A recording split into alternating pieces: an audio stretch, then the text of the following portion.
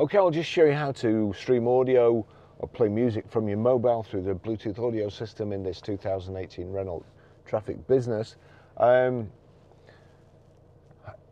It will play, if you have it set up right, it will play any audio, whether it be a YouTube video, it will play the audio, Amazon Prime Music, iTunes, whatever, it will play the audio through here. So if we go to music, see there, click on the silver triangle and the silver circles there at the bottom, R and Go Multimedia, there's a tick next to it. That means any music, any soundtrack will play through there.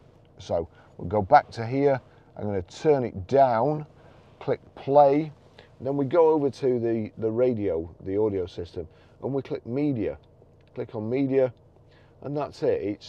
It's if you have, say, auxiliaries plugged in, you may need to click media a couple of times, or click media and it'll show something else that's connected, and you just have to go to Bluetooth audio. But that's it. And if I turn this up now, turn this up,